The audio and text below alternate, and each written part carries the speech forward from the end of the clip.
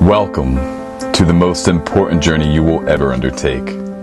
This class is based on A Course in Miracles, a spiritual process that can assist and guide anyone to release fear and guilt, allowing health, joy, and peace of mind to return. The series is presented by Carol Howe, one of the first course students, earliest course teachers, and biographer of Bill Thetford, co-scribe of A Course in Miracles.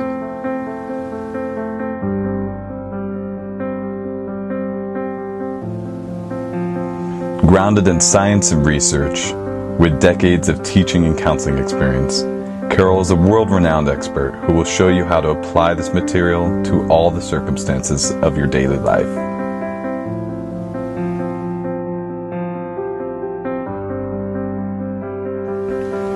This class puts the puzzle pieces in place, revealing precisely how we create our relationships, personal, professional, and casual.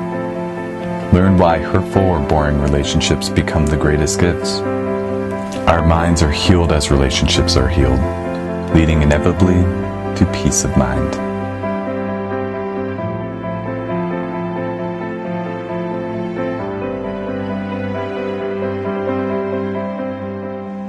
I'm so excited to see you again. From the time we leave until the time we meet again, it's like, wow, I wish we could collapse the time a little bit, but it has to be what it has to be. So in any event, you might notice, is she still here?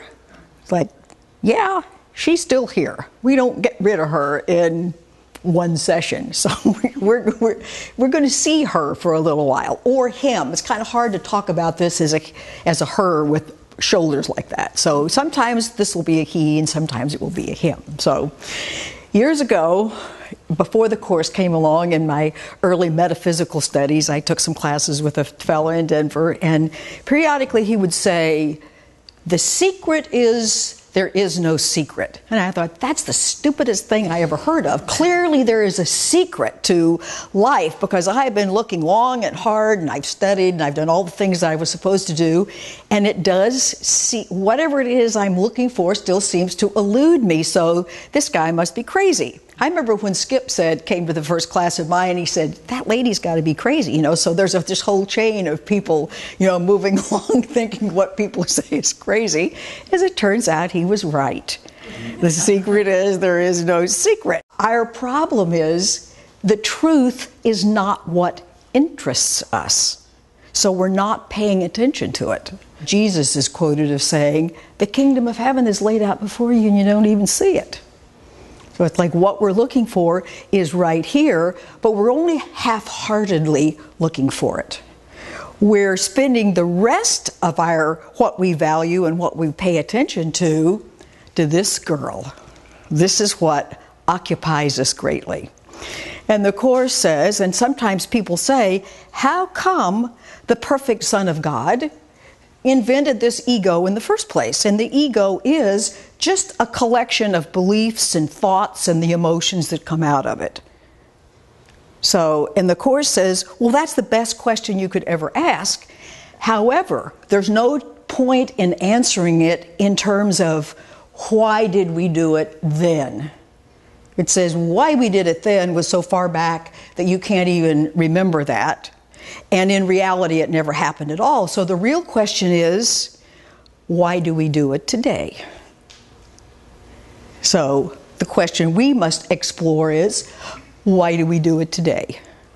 It also answers it by saying, and of course it answers it in many ways, but one of the ways it says is, because you value what you made more than what was given you.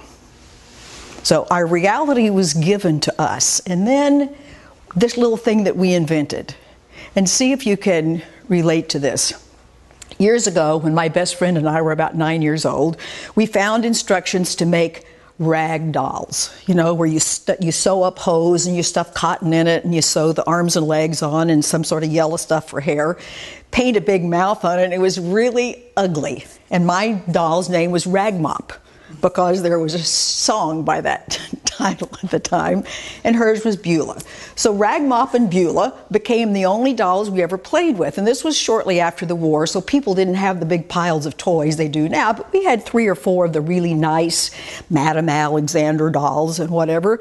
Never played with them again. What was given us was not so precious as these ugly little things that we had made.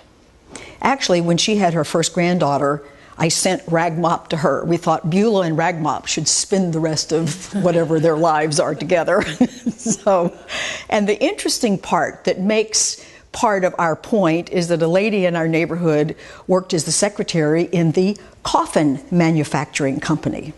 And she would bring us home scraps of the coffin lining material, you know, the satin and velvet and whatever, watered silk. And so we would make clothes for our ugly little dolls out of the trappings of death. You know, that's what they were dressed in. And it talks about this girl that's what she's about. This is the altar where she worships, is at the altar of death. So you think, really? Yes, really. And there's something I wanted to read to you. It comes from the back of the workbook, just a couple of paragraphs from this, where it says, what is the ego, what is forgiveness, what is creation, what is all of that stuff, what is the Holy Spirit? This is the what is the ego. The ego is idolatry, the sign of limited and separated self, born in a body, doomed to suffer and to end its life in death. It is the will that sees the will of God as enemy and takes a form in which it is denied. The ego is the proof that strength is weak and love is fearful, life is really death, and what opposes God alone is true. The ego is insane. In fear, it stands beyond the everywhere, apart from all, in separation from the infinite.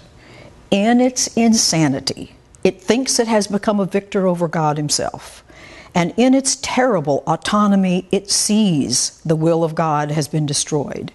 It dreams of punishment and trembles at the figures in its dreams, its enemies who seek to murder it before it can ensure its safety by attacking them. To know reality is not to see the ego and its thoughts, its works, its acts, its laws, its beliefs, its dreams, its hopes, its plan for its salvation, and the cost belief in it entails. In suffering, the price for faith in it is so immense that crucifixion of the Son of God is offered daily at its darkened shrine, and blood must flow before the altar where its sickly followers prepare to die. A Course in Miracles could never be accused of being wishy-washy about what it has to say, or of mincing words in trying to make the point.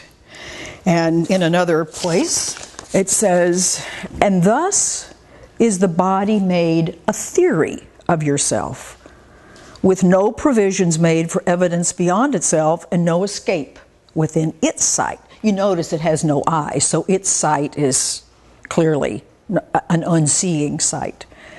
Its course is sure when seen through its own eyes, or lack thereof, my insertion. It grows and withers, flourishes and dies, and you cannot conceive of you apart from it. You brand it sinful and you hate its acts, judging it evil, yet your specialness whispers, this is my own beloved Son, in whom I am well pleased. And then it skips a little bit and says, and thus are 2 sons made, and both appear to walk the earth without a meeting place and no encounter. One do you see outside yourself, your own beloved Son.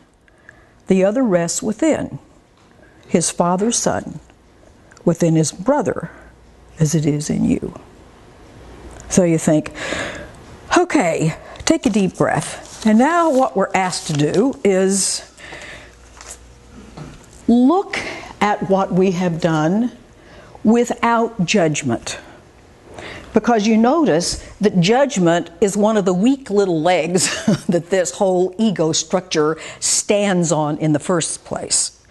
And so if we choose to move into our right mind, because the Course speaks of being in our wrong mind or our right mind, because we've got to have handles to try to describe what we've done. So it says the wrong mind is the home of the ego, and it's this quantitatively teeny-weeny little part of our mind. The rest of our mind is creating. Our real creations are being created. We're at home, we're fine, we're safe. It's just this little drop in the ocean that's pretending like it's going off on its own and that needs to be reclaimed, just because wholeness requires being whole. So if we choose to see what we have done without judgment, we're automatically moving over into our right mind. Does that make sense? So we want to look at our insanity with reason, because there is no reason. There's some logic within the ego system, but there's not reason in it. It starts out being insane, it ends up being insane, and the logic that follows in between is impeccable. But as anybody who works with computers knows, what goes in and what comes out, you've got to have, used to be called garbage in, garbage out. It's like if you've got an insane premise, you can go through very accurate logic and come out with an insane conclusion. So that's what we've done. Did you all read chapter 31? Did you remember it for your assignment? Did you? Is that a fabulous chapter or what? It's an amazing chapter. It summarizes everything. I think it's exquisite. So this thing that we've invented here is an idol, as it says. It's the hero of our particular dream. And so everybody in the world walks around with the experience of being kind of the center of the universe, and everything else is a supporting character in this guy's drama, right? That's what specialness is all about. It always feels angry, even though it might not show it. It always feels entitled, like somehow it's not getting what it needs. And it is a bottomless pit of appetites. The Course says the body doesn't have any appetites.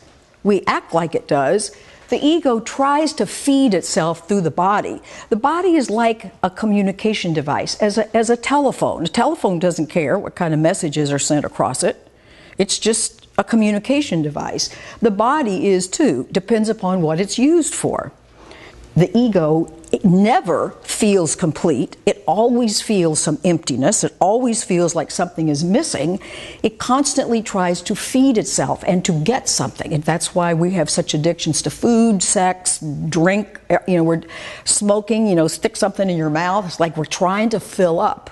And it can never be done with this person in charge, with this creation in charge, or with this invention. We'll not call it a creation so we won't confuse the language. With our invention in charge, we just can't fill up that bottomless hole. Has anybody ever had that feeling of something's missing or a bottomless hole? And